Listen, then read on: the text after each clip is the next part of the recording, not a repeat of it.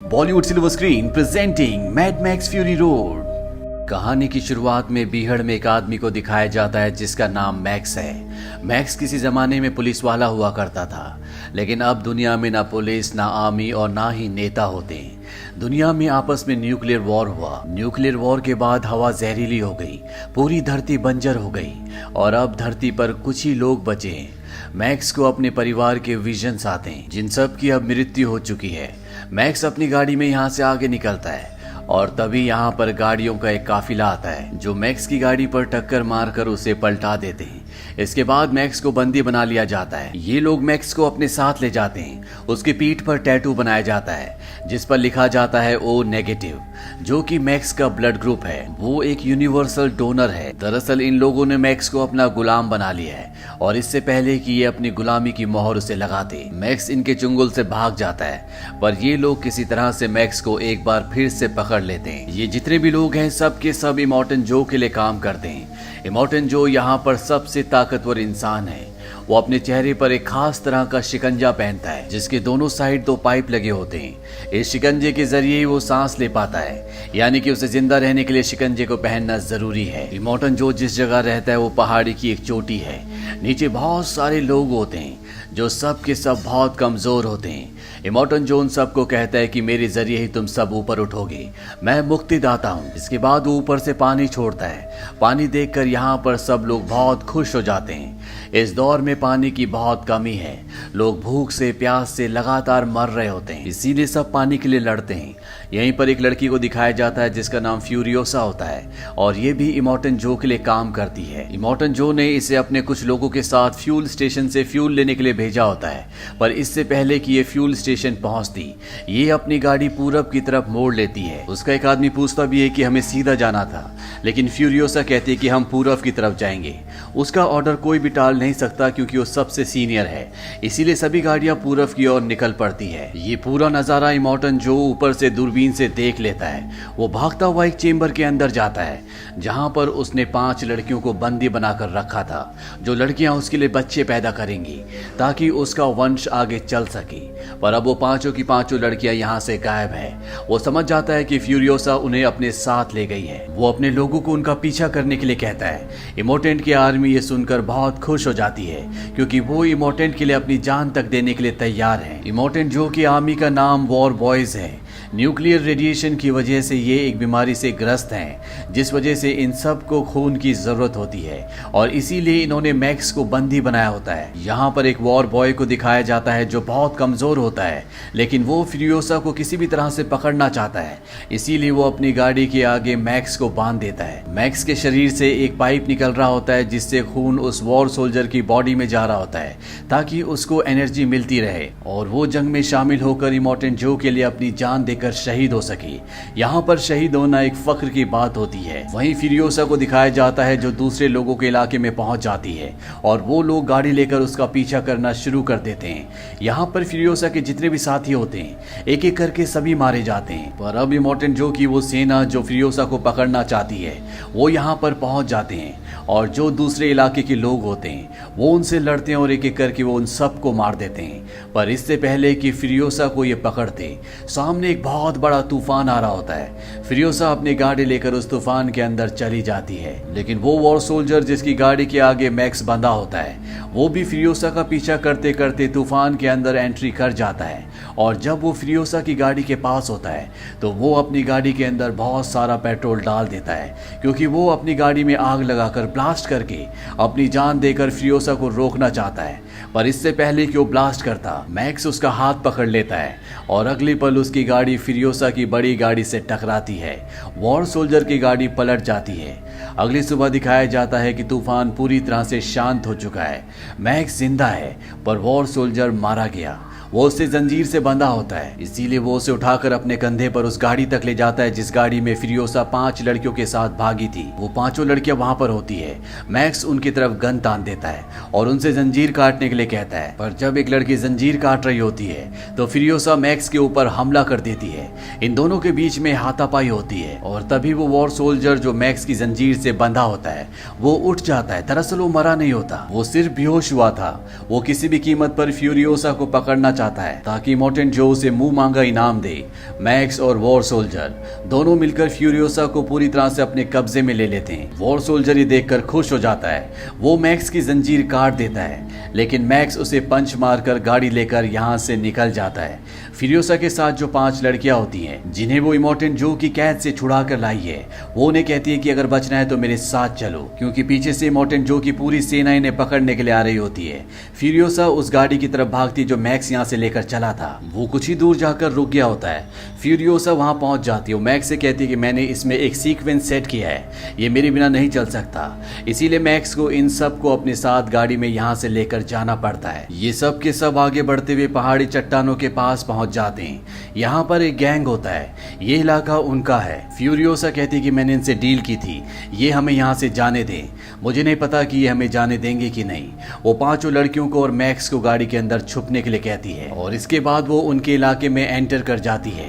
यहाँ पर इन लोगों का जो सरदार होता है वो कहता है तुमने कहा था कि कुछ ही लोग तुम्हारा पीछा करेंगे, लेकिन यहाँ पर 3 जंगी पार्टियां तुम्हारा पीछा कर रही है। फ्यूरियोसा ने यहाँ से गुजरने के बदले इन्हें तेल देने का वादा किया था, जो इनकी गाड़ी के पीछे एक गोल से टैंकर में होता है। पर इससे पहले कि वो उस टैंकर को अलग करती, फ्यूरियोसा देखती है कि पीछे से इमोर्टेंट जो अपने लोगों के साथ इन तक पहुंचने वाला होता है। इसीलिए मैक्स गाड़ी स्टार्ट करता है और यहाँ से निकाल लेता है। फ्यूरियोसा गाड़ी में किसी तरह से बैठ जाती है। जिन लोगों का ये इलाका है वो सामने की एक चट्टान को ब्लास्ट कर देते हैं, जिससे अंदर आने का रास्ता पूरी तरह से बंद हो जाता है। इमोर्टेंट जो और उसकी आर्मी, जिसका नाम वॉर बॉयज है, वो सब बाहर ही रुक जाते हैं।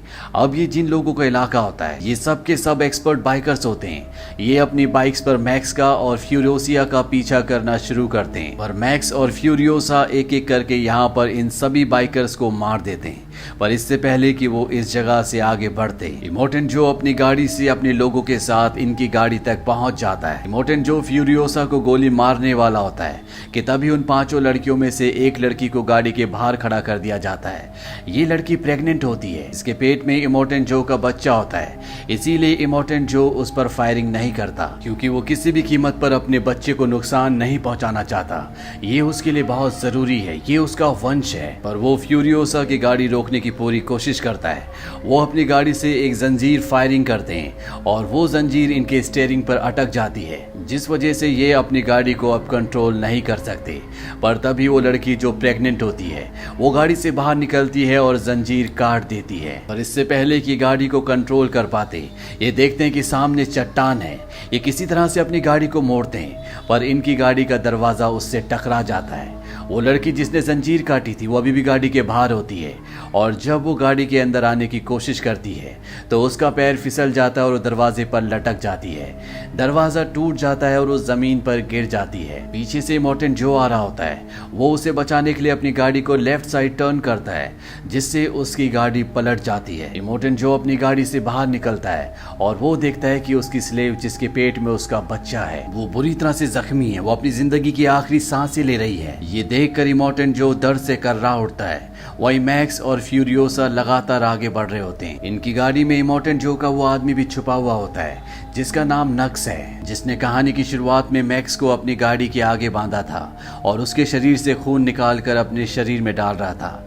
नक्स यहाँ पर बहुत परेशान होता है। वो कहता है कि मुझे मौका मिला था, मैं तुम लोगों को पकड़कर इमोर्टेंट जो को खुश कर सकता था, अपने साथियों के साथ जन्नत जा सकता था, पर मैंने अपने सारे मौके खो दिए।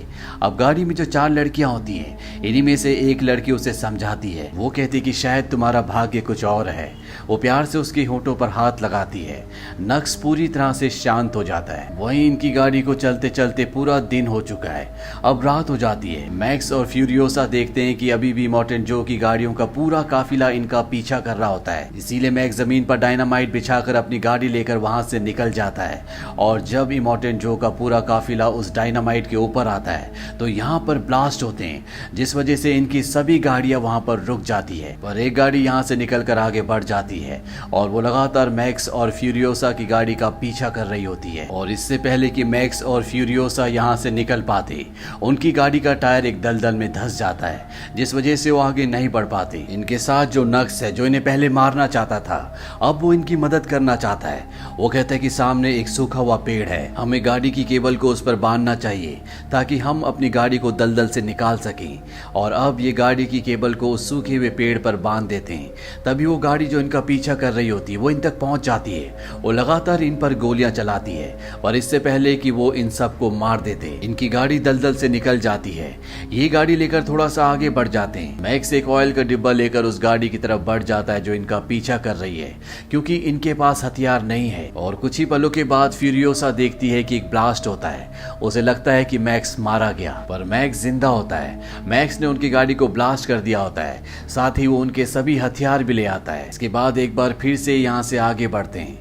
पूरी रात गाड़ी चलाने के बाद सुबह जब ये रेगिस्तान से आगे बढ़ रहे होते हैं तो फ्यूरियोसा को एक टावर दिखता है। वो बताती है कि बचपन में मैं जिस जगह रहती थी वहां भी ऐसा ही टावर था। ये उस टावर के पास पहुंच जाते हैं। फ्यूरियोसा वहां पहुंचने के बाद अपना नाम बताती है, अपने कबीले का नाम बताती है, साथ ही वो अपनी मॉम का नाम भी बताती है। और अगले पल इनके पास बहुत सारे बाइकर्स आते हैं। ये सब की सब फीमेल्स होते हैं। फ्यूरियोसा यहाँ पर अपनी मॉम से भी मिलती है। ये सब फ्यूरियोसा को पहचान लेते हैं। फ्यूरियोसा बताती है कि मेरे साथ जो ये 4 लड़कियां हैं मैं इन्हें ग्रीन प्लेस ले जाना चाहती हूँ। और तभी एक बूढ़ी औरत उसे बताती है कि जिस तरफ से तुम आ रहे हो वही ग्रीन प्लेस था जो पहले रहने लायक था, पर अब वहां रहा नहीं जा सकता। फ्यूरियोसा को सुनकर बहुत दुख होता है। इसके बाद ये सब के सब प्लान बनाते हैं कि ये सूखे हुए समंदर के उस पार जाएंगे ताकि अपने लिए नया घर ढूंढ सके। पर मैक्स इनके साथ नहीं जाता, वो अपनी राह खुद चुनना चाहता है। जब सब के सब चले जाते हैं तभी मैक्स को एक छोटी लड़की के विजन्स आते हैं। वो कहती है कि तुमने वादा किया था कि तुम मुझे बचाओगे, पर तुम मुझे बचा नहीं सके। मैक्स अपने पास्ट में इस लड़की की जान नहीं बचा पाया था। इस विजन के बाद मैक्स अपनी बाइक से फ्यूरियोसा के पास पहुंचता है। वो उसे कहता है कि जिस तरफ तुम जा रहे हो वहां पर नमक के अलावा कुछ भी नहीं है। हमें वापस इमोर्टेंट जो के किले पर जाना चाहिए। वहां पर पानी भी है और हरियाली भी। एक बार अगर हमने उसे अपने कब्जे में ले लिया तो सब कुछ ठीक हो जाएगा। मैक्स की बात से सब सहमत होते हैं और एक बार फिर से ये उसी गाड़ी से जिस गाड़ी में तेल का टैंकर होता है इमोर्टेंट जो के किले की तरफ जाना शुरू करते हैं। रास्ते में इमोर्टेंट जो और उसके आदमी इनकी गाड़ी को देख लेते हैं। इमोर्टेंट जो समझ जाता है कि ये किले की तरफ जा रहे हैं, क्योंकि किले पर सैनिक नहीं है इसीलिए किले पर कब्जा करना चाहते हैं। इमोर्टेंट जो अपने आदमियों के साथ इनका पीछा करना शुरू कर देता है। मैक्स और फ्यूरियोसा इनके कई लोगों को मार देते हैं, पर इमोर्टेंट जो उन 4 लड़कियों में से एक लड़की को पकड़ लेता है। पर फ्यूरियोसा किसी तरह से इमोर्टेंट जो की गाड़ी तक पहुंच जाती है और वो उसके मास्क को खींच कर निकाल देती है, जिससे उसकी मृत्यु हो जाती है। पर अब भी उसके बहुत सारे वॉर बॉयज होते जो इन सबको मारना चाहते हैं। नक्श जो गाड़ी चला रहा होता है उसमें तेल का टैंकर होता है। वो उस गाड़ी को इनसे टकराता है जिससे एक बहुत बड़ा ब्लास्ट होता है और ये सब के सब मारे जाते हैं। वहीं फ्यूरियोसा बहुत कमजोर हो जाती है। मैक्स समझ जाता है कि उसे ब्लड की जरूरत है, इसीलिए उसकी बॉडी में अपना ब्लड ट्रांसफर करता है जिससे वो नॉर्मल हो जाती है। और अब ये इमोर्टेंट जो के किले तक पहुंच जाते हैं। वहां पर सैनिक भी होते हैं, पर जब ये इमोर्टेंट जो की डेड बॉडी दिखाते हैं तो वहां पर जितने भी लोग होते हैं वो सब के सब बहुत खुश हो जाते हैं और ये नारा लगाते हैं कि इन सबको ऊपर आने दो। इमोर्टेंट जो मारा गया है इसलिए यहाँ पर पानी भी खोल दिया जाता है। पानी देखकर सभी लोग झूम उठते हैं। वहीं किले के अंदर जितने भी वॉर बॉयज होते हैं वो फ्यूरियोसा और इमोर्टेंट जो की चारों पत्नियों का स्वागत करते हैं। यानी कि अब इस किले पर इन सब का अधिकार है। जहाँ पर जमीन से पानी निकालने के लिए बड़ी बड़ी मशीन्स है, यहाँ पर हरियाली भी है, इसीलिए कभी भी किसी को पानी की कमी नहीं होगी। और जब ये ऊपर जा रहे होते हैं तो फ्यूरियोसा मैक्स को देखती है जो भीड़ में होता है। मैक्स भी उसे देखता है और इसके बाद वो वहां से निकल जाता है। उसने जिस काम की जिम्मेदारी ली थी वो काम वो पूरा कर चुका है। और इसी के साथ ये कहानी यहीं पर खत्म हो जाती है।